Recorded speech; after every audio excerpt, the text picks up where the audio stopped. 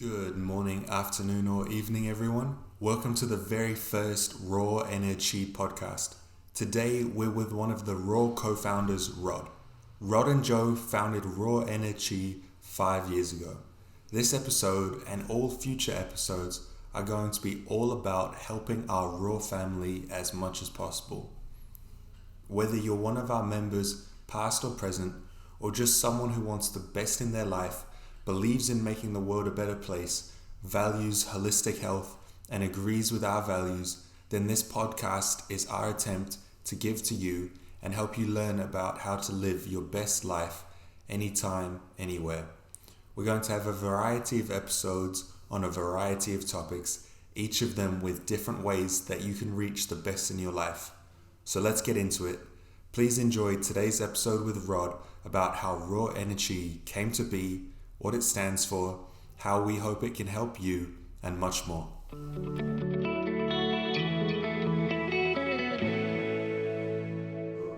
There's the Socrates quote, wisdom begins with the definition of terms. And so today's episode is about defining some terms. And so the two biggest ones I want to define are what is health and what to you is Raw Ener-Chi, or which one would you like to start with? I think really Raw Ener-Chi, the name is became an embryo and then really started to manifest itself when Joe and I met each other. Mm-hmm. So you'll see our logo is the energy or chi sign, and we have the chakras going up through there in a kind of a snake type shape, and we also have the Vitruvian man. So those things are from both Joe and I. Mm-hmm. So and for different reasons, which have come together in the creation of Raw Ener-Chi. Mm-hmm. So to break it down, raw means we take it right back to the beginning of things, right? So it's naked, it's vulnerable, it's free. Raw is the beginning of. So if we break things right down, and somebody comes into us and they've got some goals or they've got an injury or whatever it is, so we look at what the cause is, what the effect is. So that's our raw beginning. And then we take some energy, and energy is an interesting word, right? So it comes from Greek, and then it passes through the times, and as all things with the English language, things are lots of meanings are missed, and there's a bit of a bastardization that happens in the word energy. So for us, or for me, because I don't want to speak for Joe because he's his own living man, so for me, energy is the life that we bring to something, or the force that we bring to something, and that we've kind of played around with the word a little bit, used our creative genius, and instead of energy we've put Ener-Chi, which is the life force of everything. So that's really where the word comes from. So from our raw naked vulnerability, the beginning of moving in and putting some life force energy into that, or Ener-Chi into that. So that's really where the name comes from for me. Yeah. Do you think it's quite similar to vitality? You can.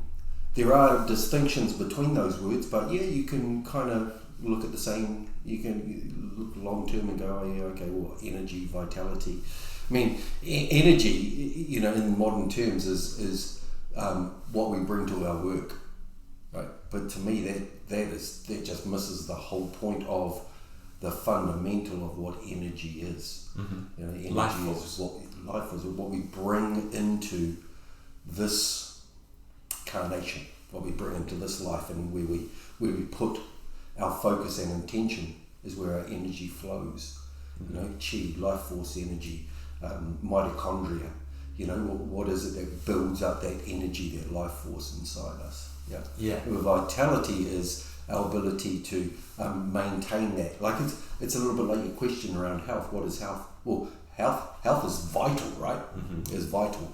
What the modern term for health is the lack of disease, the lack of dis-ease. I mean, for fuck's sake, there's a lot more to health than that, right?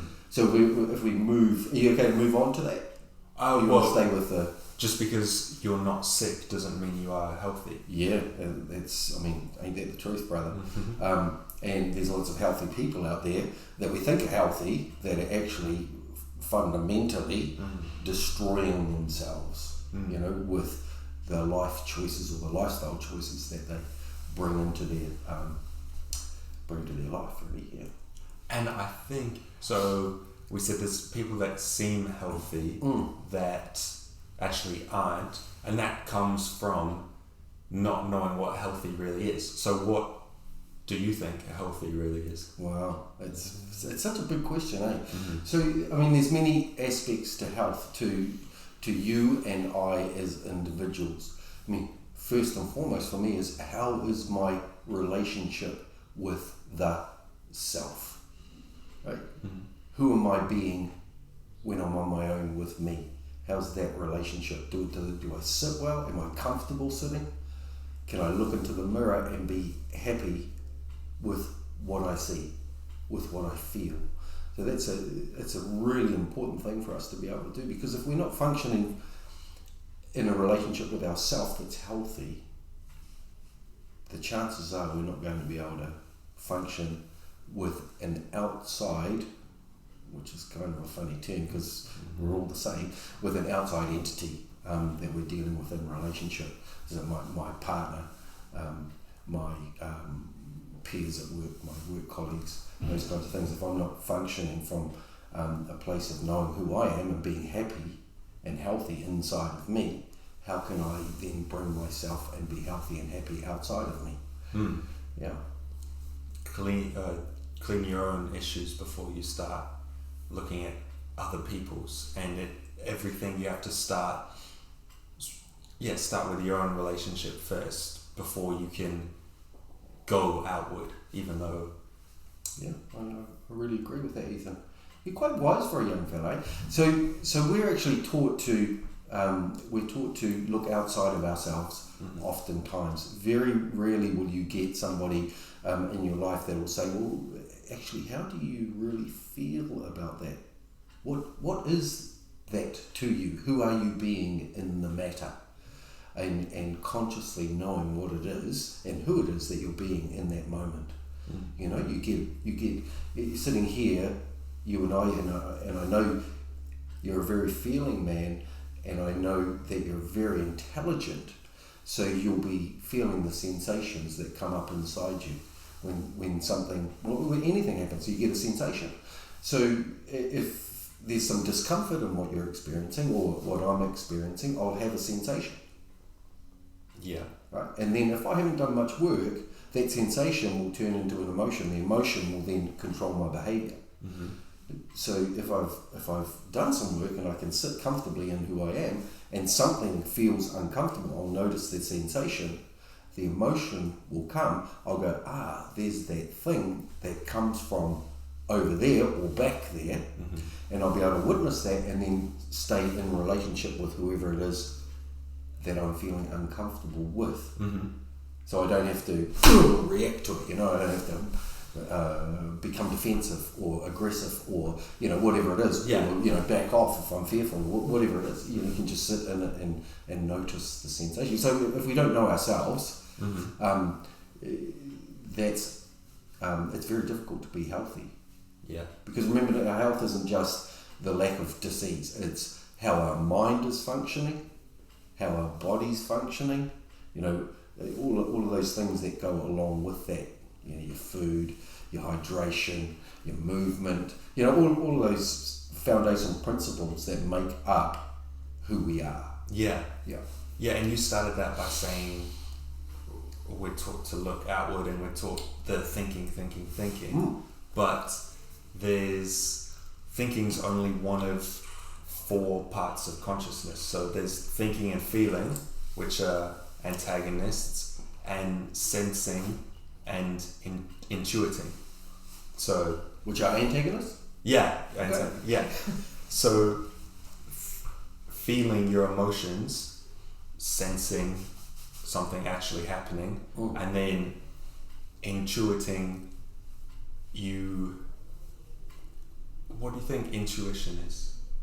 Because I think we predominantly, or most people predominantly, are thinking dominant and over, or sometimes over logical of things, but then that only gets to a certain extent where then emotion has to burst out, and it, rather than having appropriately listened to thinking and feeling the whole time, it's one gets neglected at the expense of the other until the other bursts back out to sort of compensate. So what's your questions? What's intuiting? Nice. Well, intuiting is not something you do with your brain. So if you know anatomy quite well, so you know that there's just about as many nerve cortexes that go down into the nothingness of the abdomen as there are that connect up into the brain. So if I'm intuiting, if I'm feeling, and anybody can do this if they slow down and start to take notice, that they'll feel somebody's energetic force when they walk in the room. They get a gut feeling. So the word gut feeling is about actually having that intuition as to what it is that is going on at any given moment. So intuition is, for me, the already always knowing. So it's my connection into soul or into the universal force that I experience as a feeling that's connected into my heart. That's an already always knowing. Yeah, you can intuit that someone failed a test based on how they walk in the room, or would you say just there's physical sides of it, right? Their postures change, their shoulders are dropped, but also would you say intuiting is the reading of the energy, or is it? Yeah, it's way more the reading of the energy. So all of those things are valid, but I think what you're talking about with body language is that's cerebral, right? So you're looking at that and you're assessing it and you're going, oh, okay, their right shoulder's forward, they've got forward head posture, whatever it is, what's going on for them. Because as you know, the physiology is just a reflection of the psychology. So you know that stuff, but that's really cerebral. Around intuition and gut feeling, that's a slightly different thing. It's like in 1996 I started the Halloween training as kind of a buffhead rugby league player. I'd only just retired from playing professional footy, and so I was 92 kgs, and for the listeners, I'm 5'5", so I'm a little guy, but I had like 5% body fat, so I was pretty muscular. So I didn't I put on all this body armor because of the sport I was playing, but what it did was it was also a protective layer when I look back at myself, and I was trying to protect myself from my feelings. But of course, putting on like body armor didn't ever stop the sensations that happened inside me. What it stopped me from doing was releasing them. And so the feeling would come in and then it would manifest, and then I couldn't get it out. I didn't know how to express myself. So through that, there's a bit of went off on a bit of a tangent there. So through that though, what I'd really like you to get is that we would stand close to each other and with our eyes closed and feel each other's energy and try to emulate the movement. Now, so we were really clean. We meditated every morning. We ate vegetarian food, so we really cleaned ourselves up. And by the end of it, we were standing across the octagon from each other, feeling. Now I know this sounds pretty weird, but feeling each other and then emulating the movement with blindfolds on, right? So there's that gut feeling and intuiting. Well, I could say intuiting, but it wasn't really intuiting because you could actually feel the energetic flow. So that's probably something a little bit different. But I think it's really important for me to know in myself that my intuition and my gut feelings are quite different from my cerebral calculations of things. Yeah, and I think that ties back into Raw Ener-Chi and all about energy work. And I talked to Maz, and we were talking about her food, but also magnetic clearance of people's energies and stuff. And even we were talking about the personal training, when we're getting someone to stretch or do specific exercises where we're coming from it at a level of energy manipulation, and the physical body is just the suit clothing the energy. And what we are more fundamentally and truly are is the energy inside. And so by channeling that more, or realizing that the physical body is just a tool for controlling that energy and an expression of that energy, we're able to much more effectively help people, rather than just treating people as a physical chemical concoction sort of thing, looking at the energy of people instead. And I think that's, the massage is the same. It's the treatment of energy, and I think that's why it's in our name. Yeah, I like where you're going with that. I think it's important also to note that the practitioner that's working, it really depends on where their consciousness is at as to what it is that they're doing. So one of my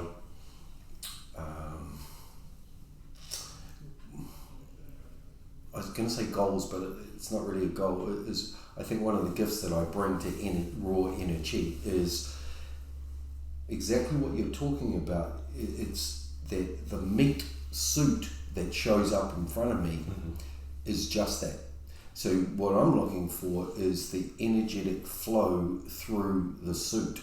So if I'm aligning somebody with gravity and the energy can flow better, then I'm doing the work. So you're right, we create myofascial stretches or corrective stretches to relieve the body of the tension that is unnecessary, or that's stopping them from finding alignment, because obviously the tension is necessary because they're having an experience, right?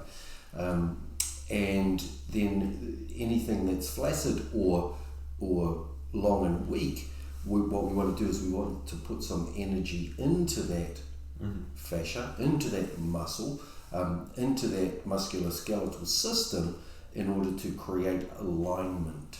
Yeah, so alignment's a really interesting word, because for me it's alignment with the universe, so that the universal energetic flow can come in and can be released back out.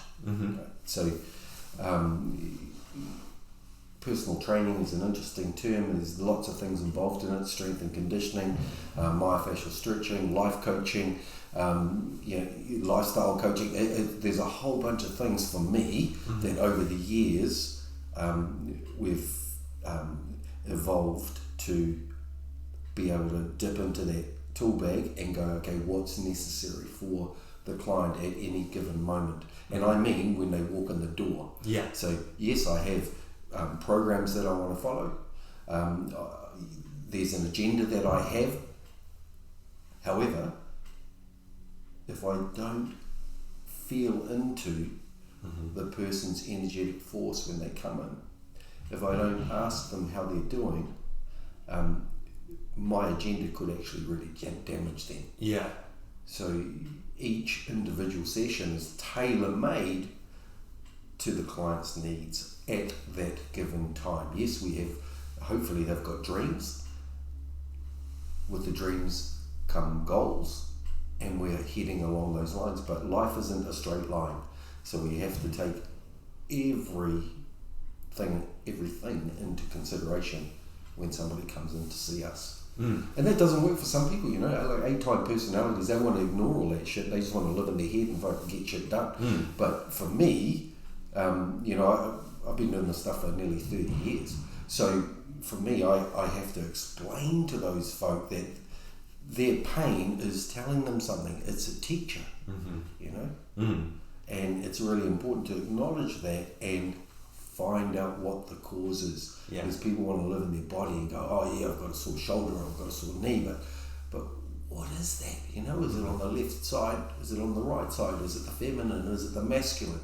You know, is it the lower body? Is it the upper body? Is it a fundamental relationship issue with themselves, or with the mother, with the father, you know, with the sibling? Like, where does this stuff come from? And because until we deal with that stuff, we're not going to get a really good or great result for somebody. Or it's only at a superficial level, or it is not at a as deep level as possible. Yeah, it is a superficial level, but the pain teacher's interesting because you may well relieve the pain in the moment, and then, like most things, it'll move, and it'll manifest itself somewhere else, and generally it'll manifest itself in a stronger way, so that it's asking you to listen. You know, it's your soul journey, you know. Oh, doctor, it hurts when I hit my head with a hammer. Don't fucking hit your head with a hammer. It's like it's this wrong thing. For me, I have to listen to that stuff and go, oh, what's that telling me? You know, and hopefully the beautiful clients that I have come in over the years have learned a little bit of that. Yeah. And that's, I think the name Raw Ener-Chi is so good because it encapsulates the whole variety of tools. It doesn't say, we're not called like Rod's Gym or something. It doesn't, the name isn't a limit in itself, and it's relational healing, because no one is ever healed, they always heal themselves, but they can be taught and assisted to help themselves. And like you said, even practitioner to practitioner or client to client, there's differences in what's used and what's needed, but by knowing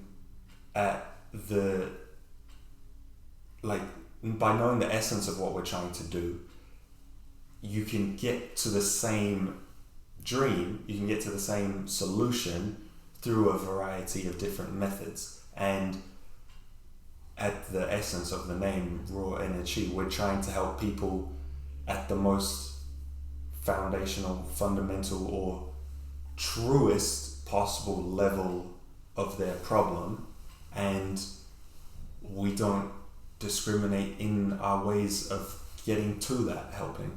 And like, we can do it very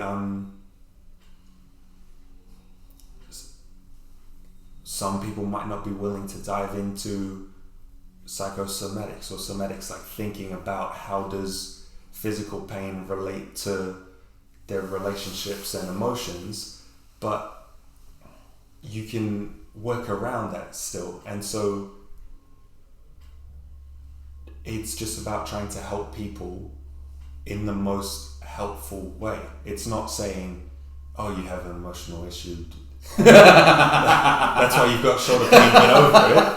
It's not saying that. It's just because that wouldn't be effective. You're awesome, dude. Yeah, that's true. Right? Yeah. And so and the thing about that is that we've experienced it, right? So for me, I've experienced being in a big block of a body and not wanting to deal with my emotional pain, to look at it all through my physicality. I've been that guy.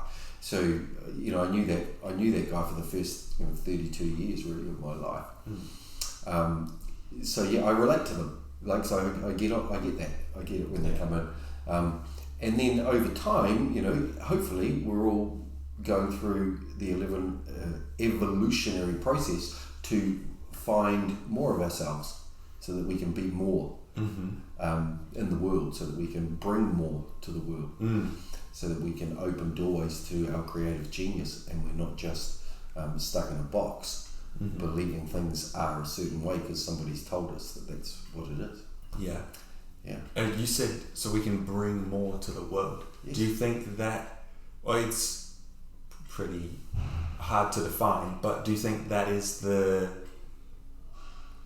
definition of a good life, like bringing more to the world? Because if you don't know how you could define a good life or what your idea of a good life is, then you can't tell if you're living a shit one or not. And pain I don't think that's in many people's ideal of their best life, but completely forgot where I was going with that. Yeah, but no clue. But yeah, what is a good life? What are you aiming for? And you have to understand there's ups and downs, and so you can't say a good life is being happy all the time, because if there's only happy, then there isn't any happy, because there's only happy if you have sad, and there's only good if you have bad. I love that you're such a great philosophizer. I think it's really cool that you are looking at things like this from such a deep perspective at such a young age in this carnation. It's pretty cool. So for me, it's kind of like, you're born, so it wouldn't matter what you did in your life as long as you gave thanks to your parents for bringing you into the world. So going from that place of being grateful, how is it that I can change the world because I'm so grateful for this life that I've been given? Who am I being in my life? And these are questions we don't tend to stop and ask ourselves, but they're actually really important. So you got to know who you are and what you're here for, right? I mean, if you're just functioning, there's no life. That's just robotic. You get up in the morning, you brush your teeth, you go to work, you do your day's work, you go home, you watch TV, you eat food, you go to bed, you wake up. I mean, fuck that. What am I here for? What am I passionate about? Who am I being in my life each day? Am I caught up? Hold on a second, have I gone off my life purpose? Have I gone away from my dream? What are my core values again to pull me back into line? I mean, we have to know these things about ourselves, or we're like an archer on the back of a horse riding around in life with the arrow pulled taut, holding on, looking for a target, but there isn't one because we've got nothing to fucking aim at. Who are we? Who are we in life? Like, what are we aiming for? Yeah, and I like the aiming for making the world a better place, because it puts in context the good and bad times, because it might be painful doing the work that you have to do on yourself in order to help other people, or it might literally be painful if you're doing physical labor to help build shelter for someone, or there can be difficult experiences that make your overall life experience, or your helping of someone else better.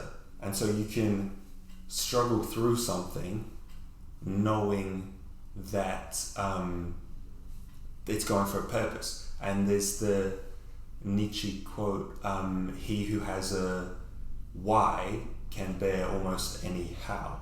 So when you know, And there's if you have a big enough dream, you don't need a disaster in order to get you to take action and actually do something. So when you know why and what you're going after, then the how is much easier. It's true. It's true, right? I mean, look at these interesting times that we're living through, I should say. It's interesting that there's a whole lot of challenges that have been up in front of us through this time, and yet we've always been working towards the end result that we want to achieve. So whatever block's been put in our way in these times, we've managed to overcome it, and we will continue to do that because we know the truth of who we are. So without knowing the truth of who you are, without having your why, it's very difficult to, and you really will get taken off your journey. Yeah. So it's like having principles, not rules, values, not rules, and so guiding principles rather than strict. And you can have strict definitions or regulations on yourself, but as long as you understand the reasoning why. So what's more important is not the fact that you're not eating Oreos anymore. It's you're not eating Oreos because of your specific health goal. And then if all of a sudden It's over. 2 chocolate biscuits with cream in the middle. Just sugar, garbage sugar. Yeah. All right, good. And if Oreos suddenly become healthy, then but you have this rule, no Oreos ever, then you would break your rule but still be following your value and your principles because you were going for a healthy body. You weren't going for not eating Oreos. So it's about knowing the reasons and your motives for why you're doing things rather than just doing. Yeah, that's great. It's awesome. It's awesome. It's a little bit like if you're unwell and you go, okay, I'm a bit acid, so I'm going to eat vegan, or I'm going to be vegetarian. I need to get the acid out of my system.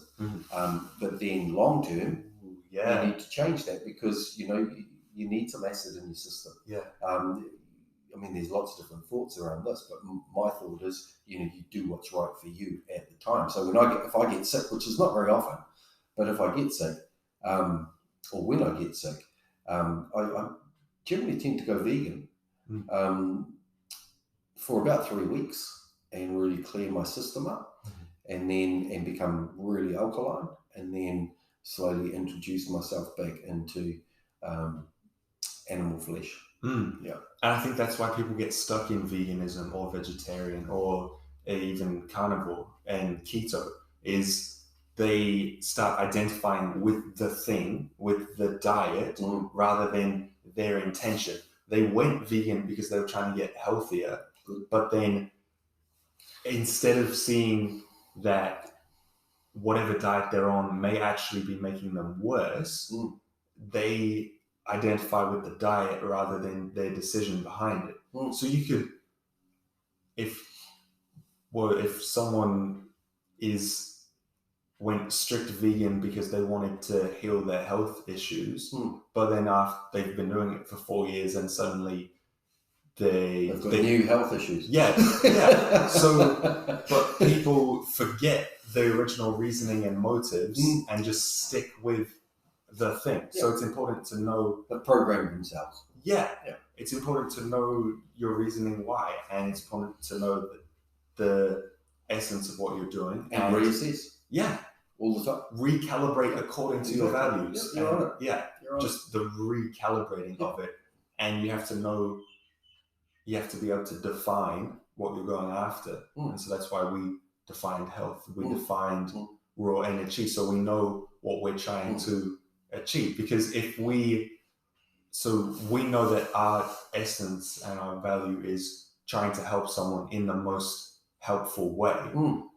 But so for a client at the time, that might mean squats 3 times a week. But if we start identifying with the thing, we start identifying with squats, then we'll keep making them do squats after that has finished being the most helpful thing. And so we know to recalibrate based on we are trying to be the most helpful possible rather than our methods. And if what we're doing we suddenly realize was shit, then we're not afraid to change it, or we realize what we were doing wasn't working, then we know to recalibrate it, because we're not trying to prove that our specific method was correct. You're looking for an outcome. Yeah, we're trying to help the most we can. Yeah, exactly. That's a really good way of defining things, Ethan. If you get stuck in one way of doing things, then sooner or later you're going to need to open up your toolbox again. Yeah. Or the pain teacher is going to visit you. So, I mean, don't get me wrong. Also, I'm not giving vegans or vegetarians or flesh eaters shit. I'm just saying, we really need to look and ask ourselves if we're doing the right thing for us at any given moment. Because, like I said to you, I've been vegan. I've been vegan for a lot longer than 3 weeks at a time. And for me, I really I found it quite easy, and I really enjoyed it. What I noticed was I got very little work done, but man, could I meditate and could I talk to the universal force. But as far as coming into work each day, there wasn't the motivation to do that, because I'd much rather sit down and meditate for a couple of hours and just chill than I didn't have the driving force inside me to create the dream that I want to create. Yeah, and that's why things are cyclical, and you can't know yin without knowing yang. So you have to have the downtime or the slow productivity time in order to realize that wasn't what you want. And you have to experience both sides of the equation to know what you're doing, because otherwise you're just guessing that it's not what you want. And I think a lot of the times you can be so afraid of falling off or going too far to one side. Whereas if you don't find the barriers, then you're just going through a constant flat state of meh, and there's no good without bad. So you're meh, of just nothingness. If you're constantly in the middle, then everything's the same. I think we can probably just wrap up. Yeah. So, I mean, I think it's a really nice start to get to know each other a little bit. I appreciate you taking the time. So, Raw Ener-Chi is the dream of, it's part of the dream of Joe and I to bring holistic health to the Eastern Bays. We set up specifically here for reasons that I'm not going to go into now, but we did set up here for specific reasons. And we've been running this is our 5th year. So we've had 2 years of the big hoax, and so that really brought us back a little bit, but this is our 3rd. The first 2 years we were building, and we got to a really good place, and then we dropped off a little bit through the pandemic, and then the pandemic, and then this year we're kicking off. We're actually getting to a stronger position for the business side. You have to go down to go up. So and there's lots of different reasons why things are going better for us right now. And Joe's really stepping up into who he is around business, which is really cool. And a lot more people are becoming conscious that they need to take responsibility for their own health and stop looking outside of themselves for the answers at a deeper level. And so we are getting a big influx of folk that really want to make that difference in themselves, and it's great for us because we can do that work with them, we can also refer them right next door to Mazzy so that she can help them out with their nutrition. Just another aspect of lifestyle. Another aspect of us, really, because she's a part of us. And Raw family. The Raw family, exactly. So, they can go in and see her for their detoxing, not just with food, but also with the mineral detox that she offers.